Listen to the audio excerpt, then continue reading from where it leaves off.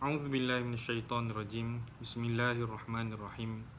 Alhamdulillahirabbil alamin wassalatu wassalamu ala asyrafil anbiya wal mursalin wa ala alihi wa sahbihi ajma'in. Allahumma salli ala sayyidina Muhammad wa ala ali sayyidina Muhammad salatan nakunu biha mahbubina laka wa mahbubina lahu fi afiyati ya Allah. Rabbi shrah li sadri wa yassir li amri wa hlul 'uqdatam min lisani yafqahu qawli. Rabbana zidna ilma warzuqna fahma wa amalan salihan maqbula amin ya rabbal alamin. Assalamualaikum warahmatullahi wabarakatuh, tuan-tuan dan puan-puan.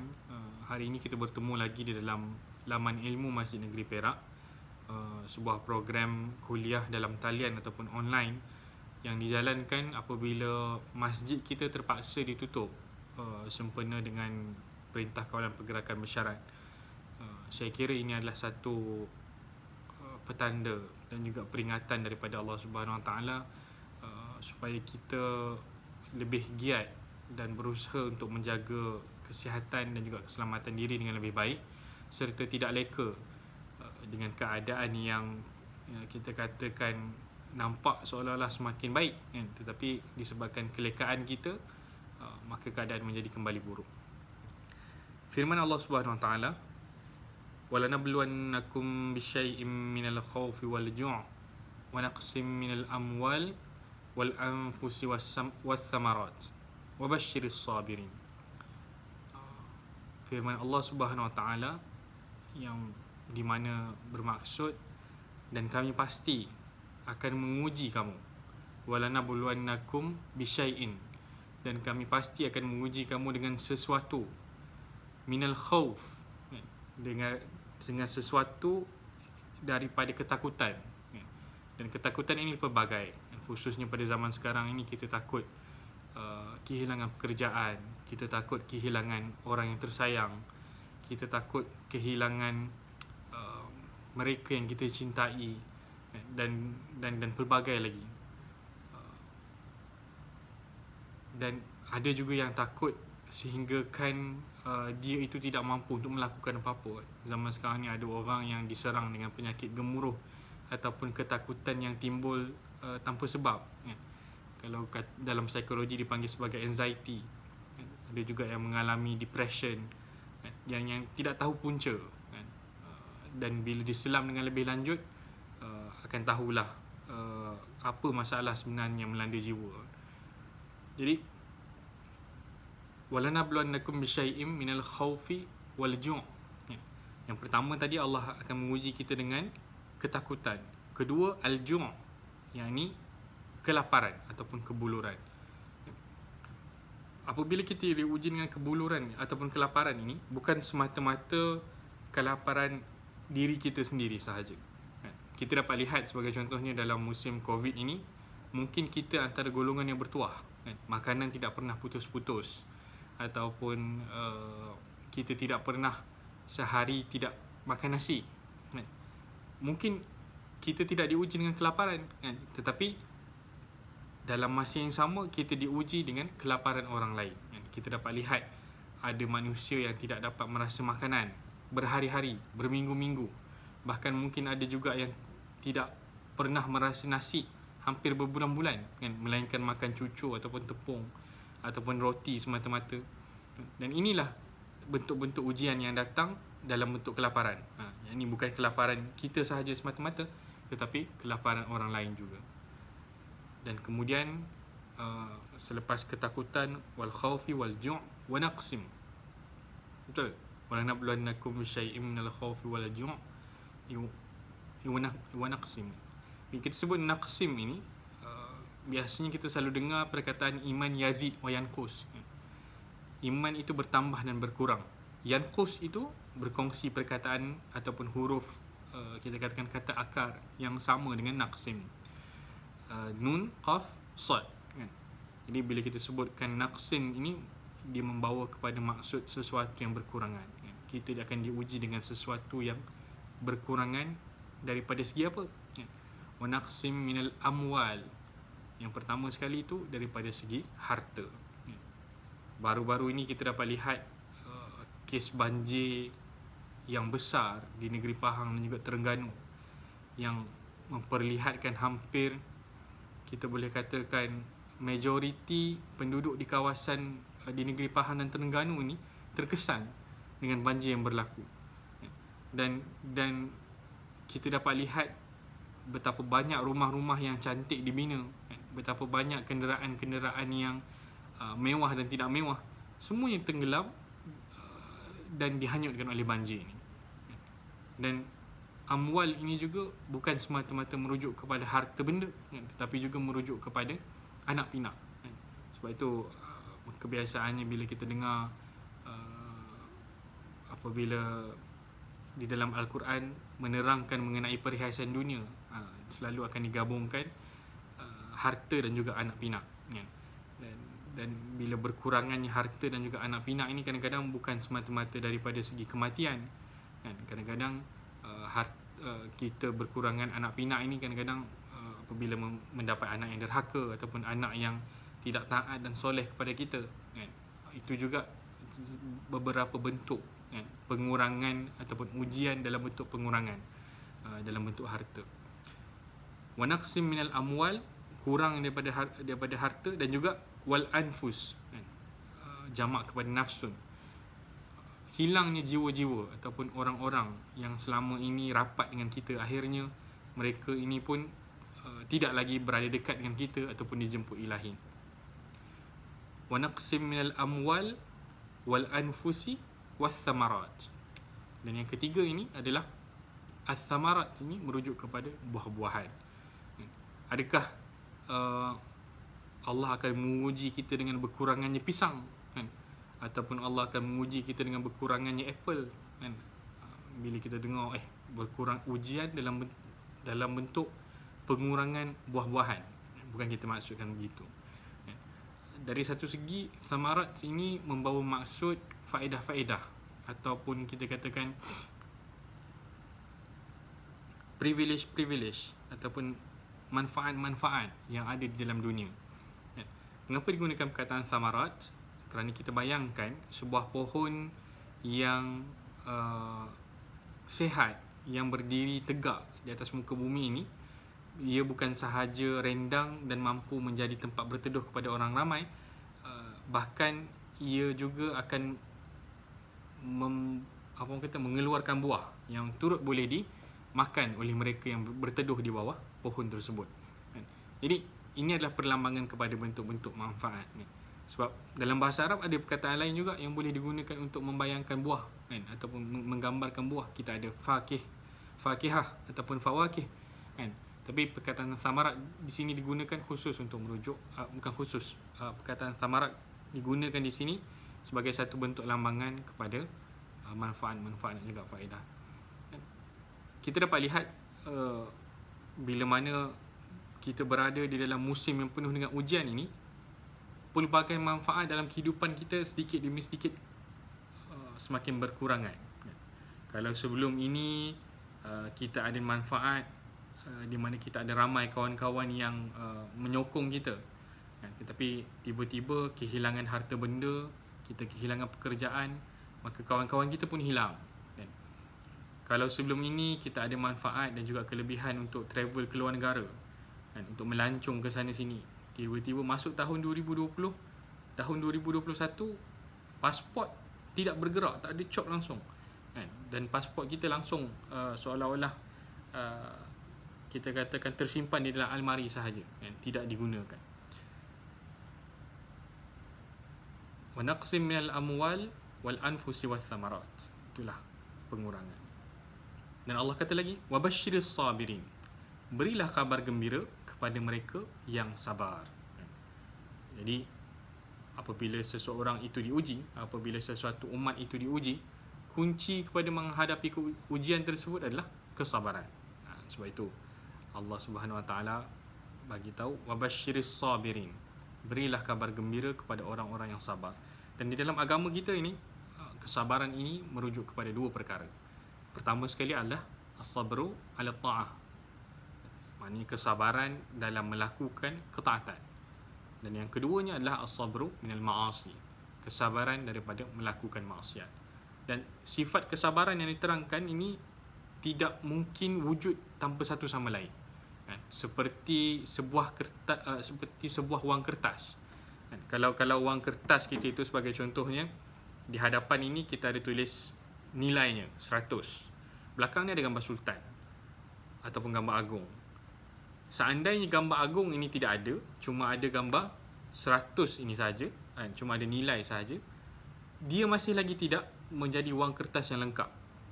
Begitu juga apabila cuma ada gambar agung tetapi tidak ada tulis nilai, maka dia masih lagi tidak boleh digunakan dalam urusan jual beli. Begitu jugalah sabar. Mana mungkin seseorang yang sabar itu dia melazimi maksiat dan dalam masa yang sama dia taat kepada perintah Allah Subhanahu Wa Taala. Mana mungkin pula seseorang itu menjauhi maksiat tetapi dia tidak mentaati perintah Allah Subhanahu Wa Taala. Jadi kesabaran itu cuma lengkap apabila ada kedua-duanya. Dia seolah-olah kita katakan seperti mana yang diterangkan oleh Profesor Syed Muhammad Nakib Alatas. Dia kata, kalau seseorang itu berilmu, masakan mungkin dia itu menjadi pengecut. Sebab sifat seseorang yang tahu, mustahil dia itu akan menjadi pengecut.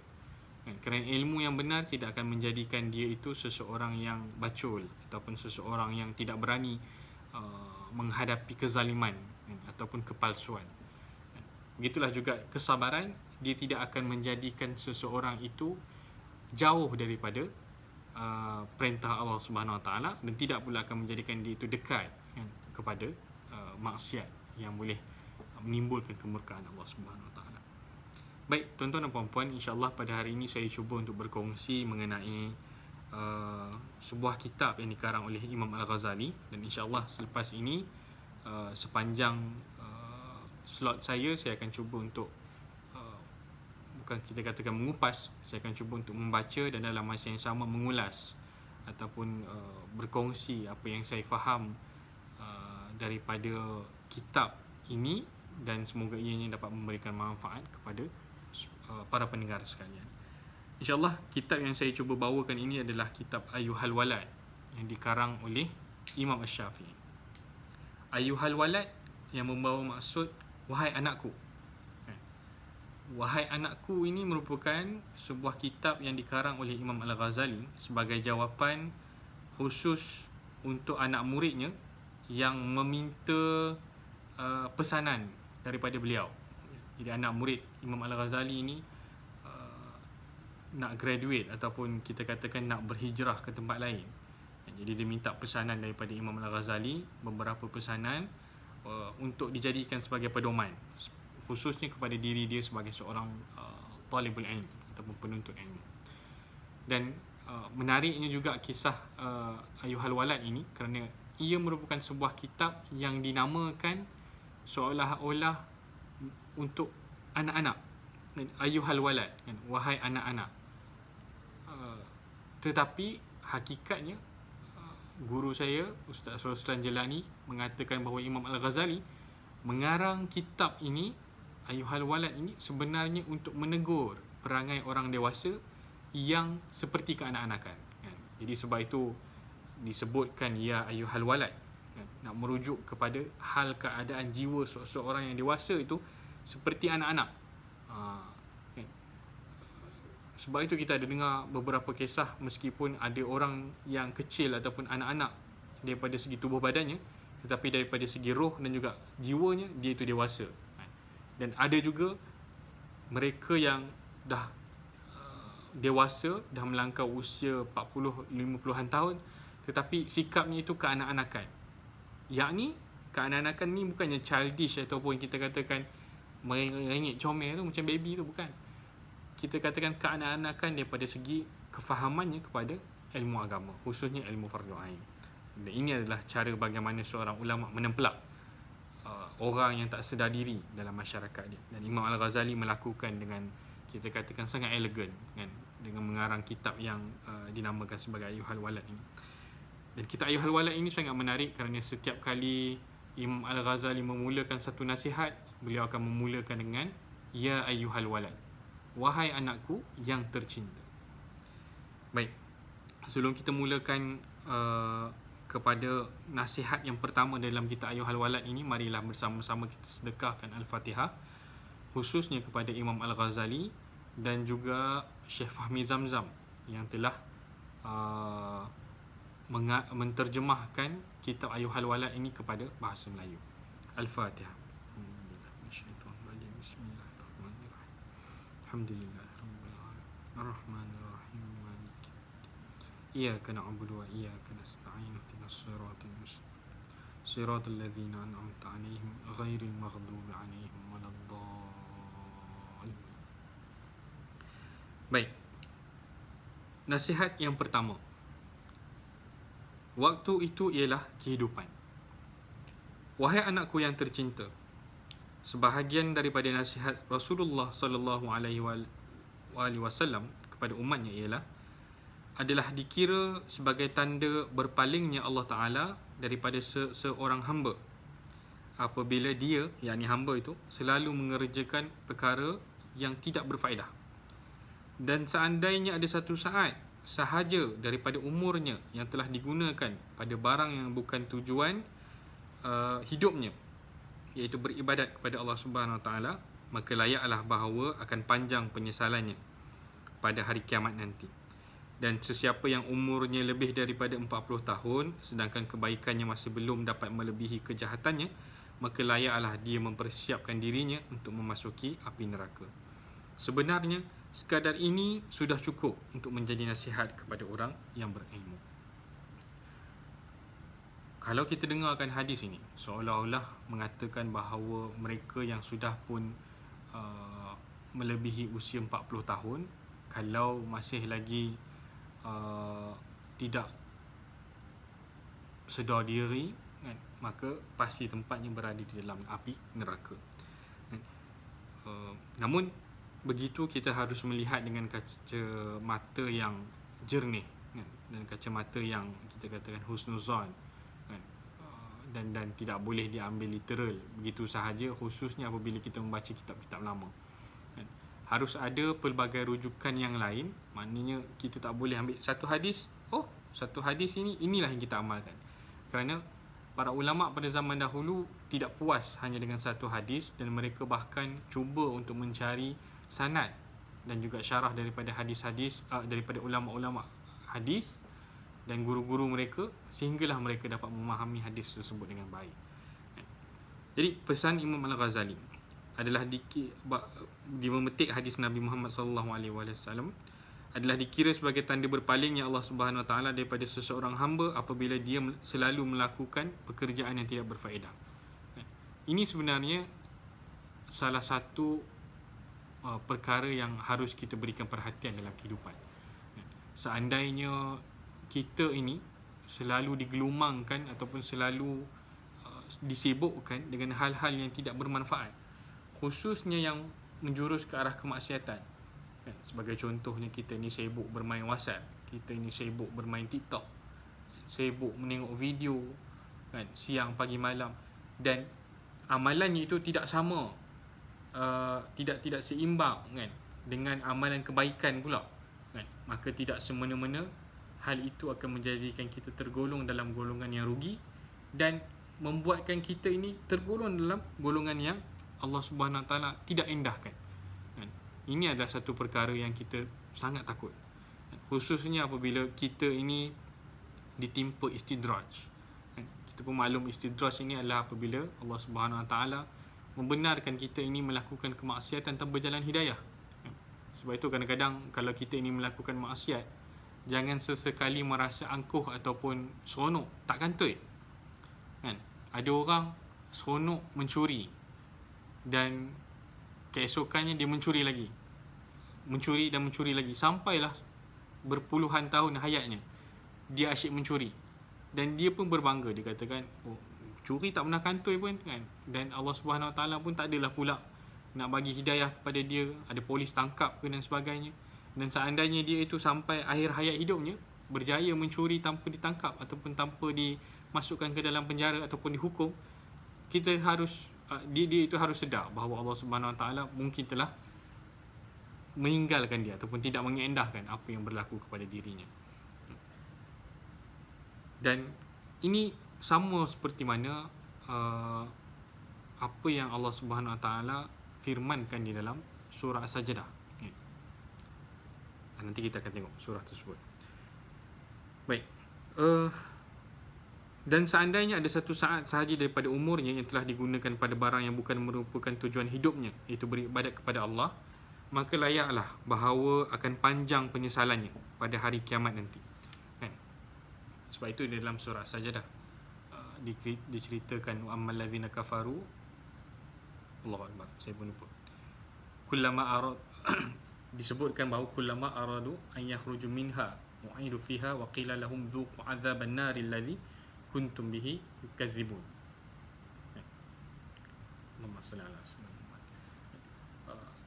Dikisahkan bahawa orang-orang yang kufur itu ataupun orang yang kafir itu apabila dimasukkan ke dalam api neraka, mereka itu kullama aradu an yakhruju minha, semuanya nak keluar daripada api neraka. Kullama aradu an yakhruju minha u'idu fiha, nak pulang balik ke muka bumi ini, nak kembali beramal ibadat, tak mau lagi menjadi orang yang kufur nikmat ataupun orang yang kafir. Tetapi pada waktu itu sudah tidak ada gunanya, kerana di situlah penyesalan yang tidak berkesudahan. Sebab dah masuk api neraka dah. Dan pada waktu itu kalau nak patah balik pun tak boleh, sebab sepanjang hayatnya dan ruang yang ada telah diberikan oleh Allah Subhanahu Wa Taala tidak digunakan dengan sebaik-baiknya, tidak digunakan untuk kembali kepada fitrah dirinya. Dan ini adalah satu kerugian buat dirinya. Wa qila lahum dzuqu adzaban naril ladzi kuntum bihi tukadzibun, dan kami katakan kepada mereka, kekallah di dalam api neraka yang dulu kamu dustakan. Ini adalah kita katakan penyesalan yang tidak berkesudahan. Kalau di sini tulis panjang penyesalannya, penyesalan yang panjang. Sebab apa? Di sanalah negara abadi. Di sanalah kita akan menjalani kehidupan yang sebenar. Kita dah mati ni bukan mati saja, kan? Kita akan hidup di alam akhirat nanti, dan itulah kehidupan yang sebenarnya. Maka sesiapa yang berjaya menuai ataupun mengumpulkan bekalan yang banyak di sini, maka di sana nanti dia itu akan beruntung. Dan sesiapa yang umurnya lebih daripada 40 tahun sedangkan kebaikannya masih belum dapat melebihi kejahatannya, maka layaklah dia mempersiapkan dirinya untuk memasuki api neraka. Ini yang saya katakan, kena melihat dengan kacamata yang jernih. Kalau kita pada hari ini dapat lihat kebanyakan hayat manusia tidak sampai 40.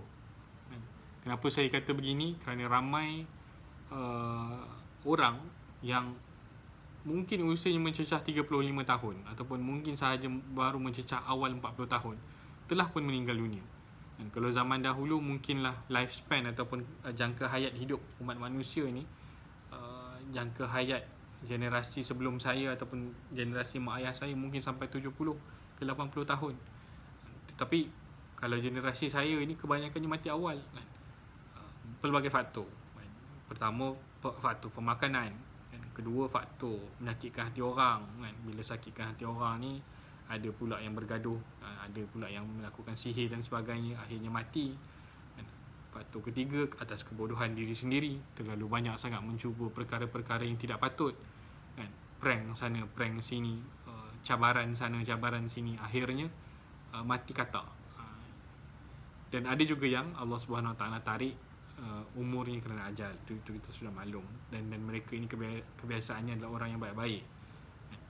Dan begitu juga kita dapat lihat trend ataupun bagaimana hayat para ulama ni pada zaman dahulu tidak terlalu panjang, tidak ada yang hidup terlalu lama, majoriti lah.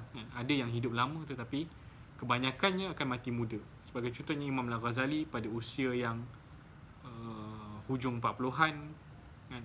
Tak silap saya hujung 40-an ataupun 50-an, beliau meninggal dunia, kan? Tetapi dalam usia yang pendeknya itu beliau meninggalkan khazanah yang maha luas, kan? Boleh kita katakan sangat luas untuk umat Islam, kan? Jadi mizan untuk kita melihat penyataan ini, kan? Sebagai contohnya, seandainya seseorang itu dalam usia 40 tahunnya itu tidak pernah melakukan kebaikan, kan? Seandainya seseorang itu sepanjang usia 40 tahunnya itu penuh dengan kejahatan, dan masuk kepada usia 41 tahunnya, dilakukan kebaikan, dan akhirnya dalam usia 41 tahun itu, satu tahun sebelum satu tahun yang berbaki dalam kehidupan itu dipenuhkan dengan amal kebaikan, dan takdir Allah pada usia 42 tahun dia meninggal. Kalau kita pakai pertimbangan manusia, kalau kita pakai mizan logik akal kita, tadi 40 tahun penuh maksiat, 1 tahun penuh kebaikan, kita akan nampak 40 tahun ni lagi berat, dan 1 tahun ini ringan. Maknanya kejahatan dia memberati kebaikan tersebut. Tetapi mizan Allah Subhanahu Wa Taala itu sangat lain. Mizan Allah Subhanahu Wa Taala itu tidak dapat kita tanggap dengan neraca dan juga logik akal kita. Boleh jadi 40 tahun yang penuh dengan kejahatan itu tadi menjadi ringan dengan kebaikan yang dilakukan dalam 1 tahun itu tadi, seandainya hamba Allah itu tadi ikhlas dan memenuhi hayat-hayat terakhirnya itu dengan amal ibadah kepada Allah Subhanahu Wa Taala. Itu kita tidak tahu. Bahkan ada juga dikisahkan tentang para ulama yang bermimpi bahawa mereka ini masuk ke dalam syurga hanya kerana amalan yang kecil, kan? Ada yang mereka bertanyakan, adakah aku masuk syurga kerana amalan aku di waktu malam, adakah kerana aku mempunyai ilmu yang banyak? Tetapi apabila dijelaskan, dimaklumkan bahawa mereka itu masuk syurga kerana membuat ihsan kepada binatang. Ini adalah hal-hal kecil yang kadang-kadang kita terlepas pandang, kan? Tetapi sebenarnya mungkin membawa kebaikan yang besar. Begitu juga halnya dalam kita sesama manusia, kan? Mungkin kita nampak perbuatan-perbuatan kita yang kecil itu seolah-olah tidak bermakna. Kadang-kadang kita bagi RM1 kepada seorang budak, kita tak tahu mungkin RM1 itu menjadi last defense antara dia dengan nak mencuri, kan? Mungkin dah lapar sangat, tak ada duit, kan? Tiba-tiba kita bagi RM1, ada duit untuk dia beli makan, dan dia tak jadi mencuri, kan? Dan lantaran daripada itu dia pun menjadi seorang yang baik, kan? Dan akhirnya kebaikan yang kita lakukan itu tadi menghalang dia daripada menjadi seseorang yang jahat. Itu kita tidak tahu, kan? Tetapi seandainya itu dilihat oleh Allah Subhanahu Wa Taala dan menjadi asbab untuk kita masuk syurga, maka alhamdulillah, kan? Benda-benda yang kita tidak tahu dan tidak boleh kita jangka dalam kehidupan. Sebab itu Imam Al-Ghazali di dalam nasihat yang pertama ini menekankan bahawa waktu itu adalah kehidupan.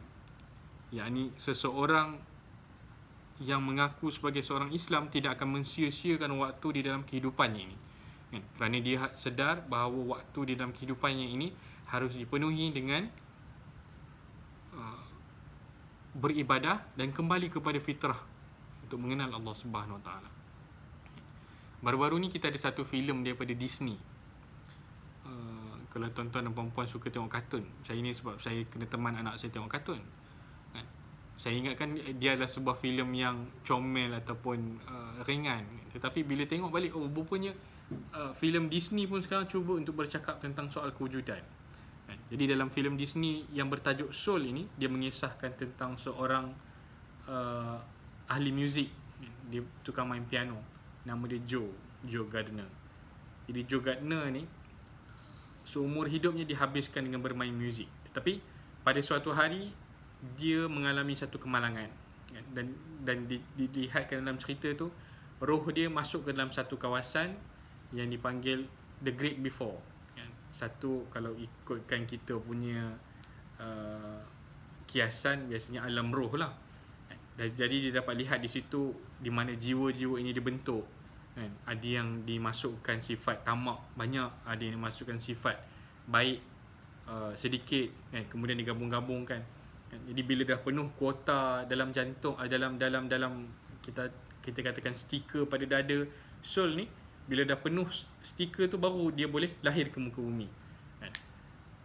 Dan akhirnya nak dijadikan pendekkan cerita, Joe Gardner ni akhirnya diberikan peluang kedua untuk hidup balik, kan? Sebab selama ni hidup dia asyik main muzik je, dia tidak memberikan perhatian kepada orang di sekeliling dia, hatta kepada keluarga dia, kan? Tapi melalui pengalaman dia masuk ke alam roh tu tadi ataupun the great before tu tadi, akhirnya dia sedar bahawa dia perlu menggunakan waktu yang bermanfaat di dalam sakit baki kehidupan itu untuk hidup sepuas-puasnya, yakni live life to the fullest. Maknanya bukanlah hidup sepuas-puasnya itu lakukan kejahatan, tidak. Maknanya dia kena appreciate orang di sekeliling dia kan? Dia kena buat kebaikan yang lebih menghormati jiran dia dan pelbagai lagi. Menarik kan cerita Soul ni, tapi berhati-hati jugalah kena tengok, sebab cerita dia tidak ada unsur-unsur Tuhan kan. Seolah-olah yang menjadikan manusia ini dipanggilkan sebagai universal force kan. Seolah-olah dunia ini terjadi bukan dengan kuasa Tuhan, tetapi terjadi kerana ada daya-daya dalam bentuk-bentuk yang kita katakan saintifik kan. Dan hal-hal itu saya rasa kita kena berhati-hatilah kalau nak bagi anak-anak tengok. Saya pun sebabkan anak saya kecil lagi, saya pun tak adalah bagi dia tengok sangat. Cuma kita sebagai seorang yang dewasa, kita dah boleh tapis filem tersebut. Saya dapati dia menghiburkan lah. Cuma kita kena berhati-hatilah bila tonton filem barat ni. Baik. Jadi itu sajalah perkongsian saya mengenai nasihat Imam Al-Ghazali, nasihat yang pertama dalam kitab Ayyuhal Walad. InsyaAllah nanti pada waktu yang akan datang saya akan cuba untuk kongsikan nasihat yang kedua dan ketiga. Nasihat Imam Al-Ghazali ni tak silap saya dalam ni ada 25 nasihat, dan ada yang panjang pendeknya yang tertentu. Dan kesemuanya ni adalah nasihat yang insya-Allah jika kita berikan perhatian akan memberikan manfaat yang besar ke dalam kehidupan kita. Jadi sampai di sini sahaja perkongsian saya tentang kitab Ayyuhal Walad. Semoga ia memberikan manfaat kepada tuan-tuan dan puan-puan. Kita tutup dengan tasbih kafarah dan suratul Nas. Subhanallah.